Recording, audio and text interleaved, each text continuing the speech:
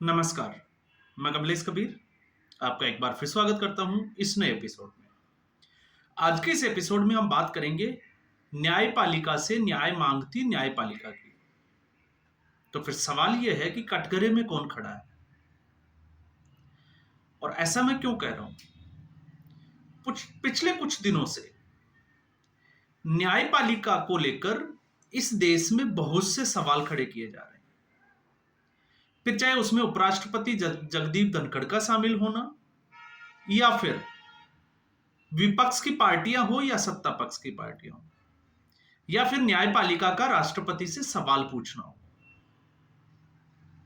तो तमाम तरीके के जो है वो चर्चाएं पिछले कुछ दिनों से कुछ समय से जो है वो चल रही है। अब जब हम इसकी बात करते हैं तो ऐसा इसलिए क्योंकि आम आदमी जब भी किसी, चाहे वो अपराधी हो या किसी के ऊपर अपराध हुआ हो, तो मामला जो है वो न्यायपालिका के समक्ष जाता है, कोर्ट के समक्ष। पुलिस का काम इतना होता है कि इन्वेस्टिगेट करना, आरोप तय करना, चार्ज लगाना और चार्ज फ्रेमिंग के बाद में कोर्ट को सुपुर्द कर देना। अब निर्णय जो है वो कोर्ट ने लेना है।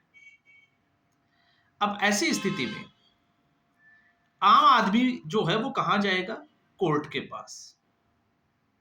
तो अब सवाल यह है कि जब कटघरे में ही कोर्ट खड़ा हो तो फिर मुकदमा किसके ऊपर चलेगा?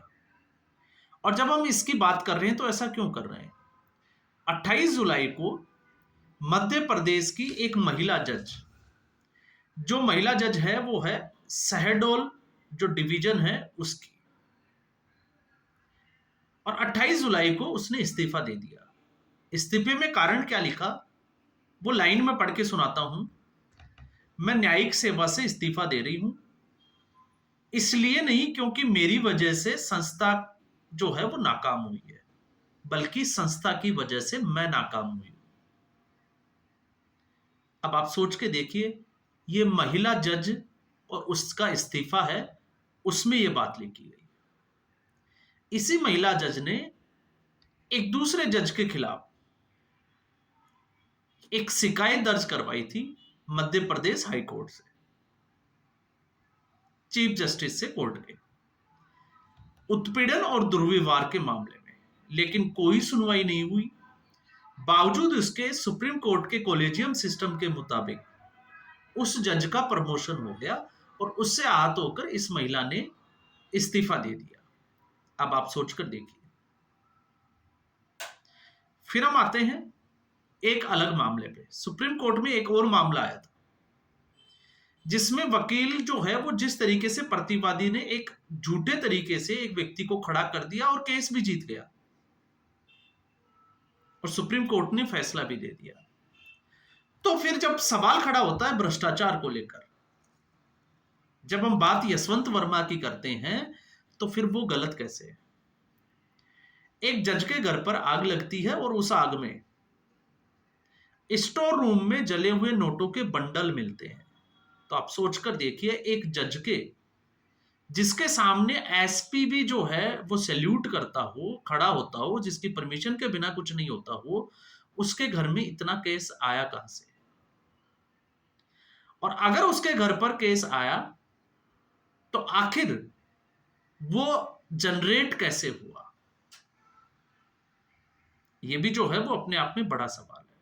और अगर वो जनरेट हुआ और किसी गलत तरीके से हुआ तो क्या फिर उस जज ने गलत फैसले दिए? तो मामला जो है वो फिर घूम फिर कर जो है वो वहीं आ जाता है कि आखिर न्यायपालिका को इतनी छूट क्यों? आखिर उनके खिलाफ जो है वो त्वरित तौर पे कार्रवाई क्यों नहीं होनी चाहिए? और फिर उसके बाद में जब हम बात करते हैं विपक्ष की, यशवंत वर्मा के मामले में जगदीप धनखड़ ने जिस तरीके से अपना रुख लिया वो अपने आप में जो है वो काबिले तारीफ था। हम ये नहीं कह सकते कि जगदीप धनखड़ ने गलत किया, लेकिन जगदीप धनखड़ जो है वो समय रहते गलत हाथों में खेलने लग गए। ये जगदीप धनखड़ से भारी, और जिसको हम कहें कि बहुत बड़ी गलती हुई, और ऐसी गलती जिसको सुधार नहीं किया जा सकता। और अब मैं ऐसा क्यों कह रहा हूं?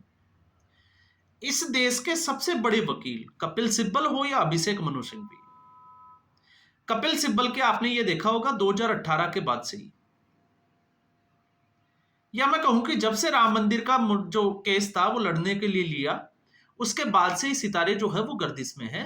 वो कभी उठ ही नहीं पाए, एक के बाद एक जो है वो उनके फैसले उनके खिलाफ चलते जा रहे हैं, कुछ एक को छोड़ दो तो।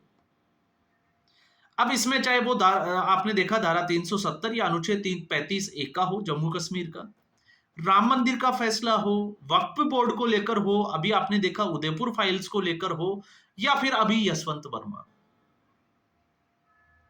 तो यशवंत वर्मा, अब यहां पर जगदीप धनखड़ जो है वो विपक्ष के ट्रैप में कैसे आए? जब एक तरफ यशवंत वर्मा का वकील कपिल सिब्बल है, और कपिल सिब्बल जो है वो समाजवादी पार्टी की तरफ से अभी माननीय सांसद है राज्यसभा के, और अखिलेश यादव और राहुल गांधी ये इंडिया अलायंस के घटक दल है, इनकी पार्टियां। तो जब लोकसभा में इसके ऊपर महाभियोग लाया गया, हम उसमें भी आएंगे कि सुप्रीम कोर्ट में क्या हुआ। तो सरकार जब महाभियोग लेकर आई, तो सरकार जो है, आपको पता होता है कि कोई भी पार्टी काम करती है तो वो देखती है कि उसमें पॉलिटिकल माइलेज उसका क्या है। लेकिन जगदीप धनखड़ को अपने क्रेडिट लेने के चक्कर में वो विपक्ष के साथ गए। लोकसभा में ये प्रस्ताव आने के बावजूद जो है वो राज्यसभा में विपक्षी सांसदों से हस्ताक्षरित उन्होंने प्रस्ताव जो है वो एक्सेप्ट कर लिया। तो ऐसा कैसे हो सकता है कि एक जिसकी पार्टी जो है वो यशवंत वर्मा के खिलाफ महाभियोग लाना चाहती है, और उसी का जो सांसद है वो सुप्रीम कोर्ट में उसको बचाने के लिए केस लड़ रहा है, और सुप्रीम कोर्ट में ऐसा ही हुआ। यह अलग बात है कि सुप्रीम कोर्ट ने कपिल सिब्बल को फटकार के भगा दिया, लेकिन हुआ क्या? हुआ ये कि जब कपिल सिब्बल जब दलीलें दे रहे थे कि यह गलत कार्रवाई की जा रही है और गलत तरीके से कुछ ऐसी दलीलें उसने दी, तो सुप्रीम कोर्ट के जो 2 जजों की बेंच थी, आपको पता होगा एजी मसीह और एक उनके दीपांकर दत्त शायद, आई थिंक, तो उन्होंने कहा कि जब ऐसा था तो एक कमेटी बनी थी, क्योंकि सुप्रीम कोर्ट ने स्वतः संज्ञान लिया था, एक कमेटी बनाई थी, और उस कमेटी में जो 3 जजों की कमेटी थी उसके सामने पेश हुए थे यशवंत वर्मा। तो सुप्रीम कोर्ट ने यही सवाल पूछा कि आखिर उस कमेटी अगर वो वैधानिक नहीं थी तो उसके सामने पेश क्यों हुए अपनी बात रखने के लिए, और अगर पेश हुए तो फिर वो रिपोर्ट जो है वो संलग्न क्यों नहीं की गई? तो कपिल सिब्बल ने कहा कि ये पब्लिक डोमेन में। तो सुप्रीम कोर्ट ने कहा कि उससे जो है वो कोई मतलब नहीं है, और इसके साथ जो है वो केस को लेकर भी और भी दलीलें जो है वो कपिल सिब्बल ने दी। मुझे लगता है कि आपको जो है वो सुप्रीम कोर्ट की उस कार्रवाई को देखना चाहिए। लेकिन सवाल ये नहीं है कि सुप्रीम कोर्ट क्या कर रहा है, आगे क्या होगा, क्योंकि विपक्ष जो है वो इस बहाने कहीं ना कहीं विपक्ष को यह लग रहा था, क्योंकि जब जब भारतीय जनता पार्टी बात करती है भ्रष्टाचार के ऊपर जीरो टॉलरेंस की, और प्रधानमंत्री नरेंद्र मोदी ने तो लाल किले से कहा है ना खाऊंगा ना खाने दूंगा, तो ऐसे में विपक्ष जो है वो पॉलिटिकली अगर आप देखोगे तो कैसे क्रेडिट लेने देगा सरकार को। इसलिए उपराष्ट्रपति जगदीप धनखड़ का सहारा लिया, और जगदीप धनखड़ जो है वो उसमें फंस गए। और जब जगदीप धनखड़ ने यह प्रस्ताव एक्सेप्ट किया तो सरकार को लगा कि ये उनके हाथ से जो है वो बाजी निकल जाएगी। फिर जो घटनाक्रम चला वो आपको सोशल मीडिया पे तरह तरह की बातें जो है वो आपको सुनने को मिलेगी, वो आप देख ही चुके हो। तो मुझे लगता है कि जगदीप धनखड़ जो खुद एक वकील रहे हुए हैं, आखिर वो इस तरीके से कैसे विपक्ष के ट्रैप में आ सकते हैं, ये भी अपने आप में जो है वो बड़ा सवाल है। इसके अलावा भी बहुत सारे ऐसे सवाल खड़े होते हैं जो जगदीप धनखड़ की भूमिका है उसको संदिग्ध बनाते हैं। लेकिन कपिल सिब्बल से ज्यादा अच्छा उदाहरण जो था वो है नहीं, क्योंकि विपक्ष जो है वो ये चाहता था कि यशवंत वर्मा के खिलाफ महाभियोग लाया जाए, और साथ में जो है वो शेखर कुमार यादव जो इलाहाबाद हाईकोर्ट के जज थे, आपको याद होगा, जो वीएचपी के कार्यक्रम में जाकर उन्होंने जो है वो बात की थी कि देश जो है वो बहुसंख्यकों की जो जिसको कहते हैं कि आइडियोलॉजी विचारधारा से चलेगा, और एक वर्ड और यूज किया था कठमुल्ला। उसको लेकर विपक्ष ये चाहता था कि अब इसके सारे जो है वो विपक्ष शेखर कुमार यादव के खिलाफ भी महाभियोग ले आएगा, लेकिन ऐसा जो है वो सरकार नहीं चाहती थी। क्यों नहीं चाहती थी? क्योंकि उस शेखर कुमार यादव जो जस्टिस थे उनका समर्थन किया था योगी आदित्यनाथ। तो बात जो है वो न्यायपालिका की हो या फिर जब हम कार्यपालिका की बात करते हैं, तो सबसे बड़ा सवाल फिर वही निकल के आता है कि आखिर न्यायपालिका जो है वो अगर न्याय मांगती है न्यायपालिका से, तो फिर कटघरे में कौन खड़ा है? और फिर उससे भी बड़ा सवाल, देश के एक संवैधानिक पद पर बैठा व्यक्ति कपिल सिब्बल जैसे लोगों से कैसे प्रभावित हो सकता है, उनको क्यों नहीं समझ पाया? तो इस एपिसोड में इतना ही।